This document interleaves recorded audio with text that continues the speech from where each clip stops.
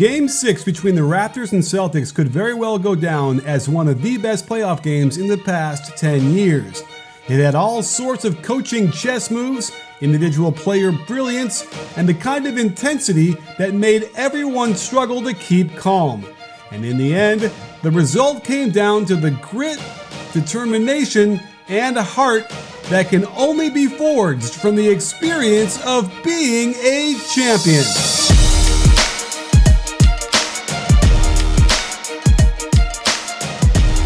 Raptors coach Nick Nurse is as non-traditional as they come, so it was no surprise that he tried a box-and-one against Kemba Walker, which effectively shut him down for most of the game. By sicking Fred VanVleet on him as the one, he can deny him the ball while the other four zone up around the lane. There's nowhere for Kemba to go with a man on him and a zone player ready to cut him off. So the Raptors get what they want, Jaylen Brown creating off the dribble into the lane where there is plenty of help and they can force the turnover. They mix it up by having OG take Kemba as the one, but this then turns into man-to-man, confusing the Celtics and leading to another turnover. However, it was Brown who kept the Celtics afloat with 21 first-half points. With Kemba out and the Raptors playing man-to-man, Powell's job is to tag the roll man before closing back out to his man. Wanamaker throws a nice pass as Brown lifts to the wing and Brown hops into a pretty-looking jumper. Back to the box-and-one on Kemba, you can see how the box revolves around the lane depending on where the ball goes, as OG needs to cut diagonally to the weak side low block to reshape the box. Despite multiple defenders in position, Jaylen Brown gets right into the middle and check the gorgeous right-left in rhythm jump, and a double pump for more power with the left hand soft off the glass is perfection. For the Raptors, Kyle Lowry was their scoring star, hitting 15 points in the first 24 minutes. They run nice flex action as he slice screens for OG, then gets a down screen from VanVleet, but doesn't need it as Tatum doesn't recognize Smart switched until it was too late, and Lowry drops this one in from deep. Notice how Kemba goes underneath the screen, giving Lowry a wide open three, something you just cannot afford to do, and it will haunt them later as well. Interestingly enough, Brad Stevens ran some zone as well, the 2-3, and Lowry sets that same slice screen for Siakam, who takes his time before finding Serge underneath the defense for a little lob and easy jump hook.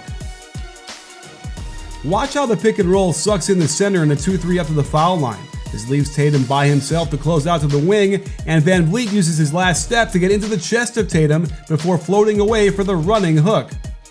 Remember what I said about going underneath the screen on Lowry? Well, the Raptors retake the lead midway through the fourth when Kemba goes under and Tatum is a fingernail short of getting to the shot as it rises majestically over his hand and floats gently through the net. At a key moment of the game, where the Raptors could start putting the nail in the coffin, they opt to go to Siakam in the post versus Brown, and it was a very curious decision considering how difficult it had been for him in this matchup throughout the game. And it wasn't surprising that this turned into a tough turnaround with too much arc. And they went back to him nursing a 2-point lead, and Marcus Smart just rips him as he tries to blow by. This transition catches Anunoby caught fronting, great early post position by Tice to take advantage of playing OG at center. And that brings us to a key possession, all tied at 98, and I had to bring in Ronnie Nunn to help break this down. Ronnie was an NBA referee for 19 years, head of officials for 5, and director of development for 3 more. Ronnie, we have a live one here for you because Jason Tatum drives and kicks to the corner but ends up passing to Nick Nurse. We've confirmed that that's what he was passing it to. We got a problem though because Nick Nurse shouldn't be there, probably shouldn't be allowed to be there. So what do you make of this and how should this play have unfolded? Well, this is a surprise play. There's no question.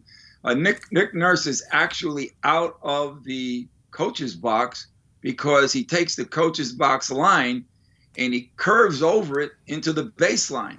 And that's what makes a player who's getting a sense on his periphery that his teammate is there for the pass. So he directly passes it to Nurse. And Nurse realizes the ball's coming to him. And all of a sudden he turns onto that baseline. There's part of his body on there. That's being out of the box. I think it's a very tight, quick play for the eyes of the official. Each one has a look at what really happened and probably can't really tell. Did he get to the baseline? Is he still on the sideline? And so they let the play go. But if you technically follow this play, you'll have to say, hold it. Out of bounds, off Boston on an errant pass, but technical foul on Nurse for being out of the coach's box. Okay, so then the Celtics would get a free throw, but then the Raptors get the ball back. Yes, that's how I'd finish that play. Okay, and I think it's fair to say that they would have taken that free throw, it being a tie game under a minute left in a really close closeout game. On the next play, the Raptors again go to Siakam one-on-one in the post against Brown. This is plain head scratching, and Siakam just isn't up for it as he tries a right-left in rhythm floating shot looking for contact, but Brown is too good and the Celtics get the stop. Well, we now have under 10 seconds to go, and Kemba Walker is going to drive to the basket, and a lot of things are happening here. There's a potential foul on the shot. There's also a attempt to call a timeout while the rebounder has the ball but in the air. So walk us through first, I guess, in order of what happens. Do you see a foul here on the shot? Yeah, I see a body contact on the defender against Walker driving to the hoop, and it's possible he might have caught his arm, but I think the referee would have felt much more comfortable in looking at the arm being hit. He may not have gotten the arm, but there is a body bump. And by the way, this is where you earn your money as an official. It's in the trench. The basket is there. People are funneling to that basket. And that's where, you really have to work hard on refereeing defenders. So I think he does get hit. That's the first order of business. On the rebound, you can have control of the ball in the air. And there are many times, usually during a free throw, a player will say, I want a timeout as soon as we get the ball. And as soon as he gets the ball means if he's jumping for a rebound, let's say on a free throw, he's grabbing that ball. Timeout, and I would always respond, say, somebody's going to have to call it a timeout for me to give it to you at this earliest part of the possession. And in this case, I think it's very, very tight. We see it on the video, but it's very, very tight to give the timeout and also all of a sudden have one of the two players also hold the ball along with the offensive player to create a held ball. And if Lowry, who I see in the back, who's a very quick leader of that team, knows like a good coach on the court, I need a timeout right now while he has possession even in the air. And I got news for you. Technically, they deserve the timeout because Lowry, I believe, has the timeout signal. And he could have screamed too, while his teammate has the ball. And prior to coming down, the timeout should be awarded to them. Fair enough. And they actually did award it to them after conferring a little bit, which I think was the right call. Again, I want to point out to how smart Lowry was to be in the air, hasn't even landed yet. He's already calling timeout to maximize the amount of time they have for their chance to shoot and score. So a really impressive overall play, and I'm glad they got this one right. That said, it doesn't really erase the clear foul if you look at the replay on the arm. And it goes back to, remember, we've talked about this before, how the referees sometimes don't want to call a foul in these situations. You got to be a man, go to the basket, all those stuff. But we proved it wrong the last time we were together. But this one, it seemed to go unnoticed. And so that's a rough one for the Celtics on both accounts. But they might get a benefit because we have to go on the other side now real quick, Ronnie, for the last play we're going to talk about, which is 2.2 seconds left. And they run a beautiful play where they have Anunoby set a screen and then break to the basket. Jason Tatum gets faked out of this and gets way out of position. So we have a problem here because there's a lob at the basket. Clearly, what we know the design is for a score to win the game with the buzzer. But what happens here? What's the cadence? What's the timeline here and how these things all unfurled?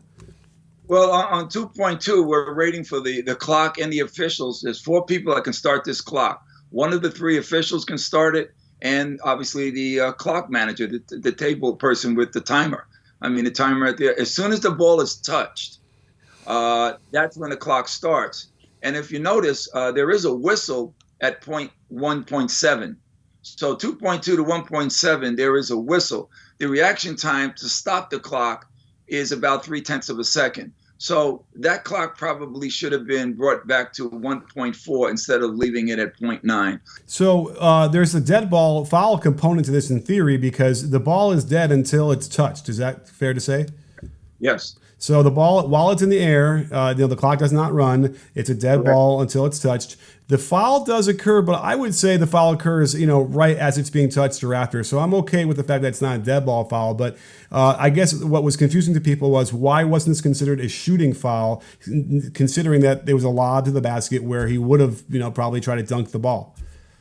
That's an evaluation on a player, on the referee, on whether he believes this is a tip or this is a try for possession. And in this situation, the ball is tipped, but in some situation, tips are considered a shot. This case, I don't see that shot opportunity. I see someone trying to get to that ball two-handedly. I think the officials did the right thing in this case and called it a foul. I'm glad they got that. And the ball goes to the sideline, or it goes to the free throw line if they're in the penalty. Fair enough. So the only thing we have, I guess, a problem with is the time on the clock, which they would have used a lot better than what they got with a quick shot up by Siakam right after that. So, Ronnie, thank you for breaking this up down for us. I have a feeling we're going to be back here pretty soon having to go over some more calls in Game 7. Down 1 early in the first overtime, we get some foreshadowing as neither team runs much offense in the extra frame, and Lowry simply backs Kemba down. No help, so they can stay on the shooters, and Lowry turns over his right shoulder for the short jumper. With OG at center, he's versatile enough to then switch off of Tice and guard Kemba, but Walker puts him on skates before using his patented right foot jab step back for the foul line jumper. Down 3, the Raptors run a step-up screen for Van Vliet, and he hits Tice with a shot fake crossover to the baseline, where Brown must help the helper in the lane, but also needed to close back out to his man in the corner. Powell gets the easy corner shot, and the game is tied. Under 20 seconds to go and down 2, the Celtics need points as quickly as they can get them. So, Stevens uncorks this beauty. Tatum cuts through to the corner, occupying Tice's man Anunoby. Brown then wraps around Tice to the hoop. OG sticks with Tice, Lowry is left trailing on the cut, and here's an example of Brown gaining control and shooting on the way down as contact happens, which is why he got 2 free throws and OG didn't earlier. In a tie game, with players like Lowry and Van Vliet on your team, it was again mind-boggling that Nick Nurse would choose Powell to isolate out top on Kemba for the win.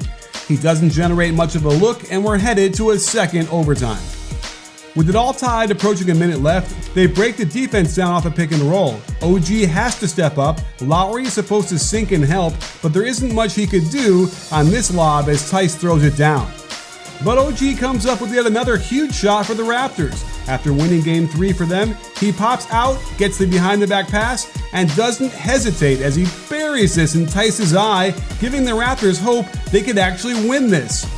And it got wild on this possession as Kemba again penetrates the defense off the pick and roll, but gets swallowed up at the rim. Great find of Smart wide open. He'd been hot all game, but he passes the shot up. And while Tatum gets by the first closeout, Powell picks the crossover clean and gets all the way to the hoop for the and one, signaling the end is near. Needing a quick 2-pointer to cut the lead in half, Tatum does a nice delayed Euro step floater, beating 2 defenders, and that sets up Kyle Lowry to be the hero. No fancy offense here, just another clear out on Kemba. Surprisingly, no help comes, so Lowry just does that same over the right shoulder turnaround in the lane, and it seemed like that was it. But Stevens had some more tricks up his sleeve. Watch Tatum slip this screen so he can flare to the open spot more quickly, splashing this one in OG's face, and then after free throws with no timeouts remaining, the Celtics go big. We can ignore Smart's travel, the fact that his feet were on the line, and that Kemba was wide open for the hook and ladder, and just be thankful we can all enjoy what promises to be a classic Game 7.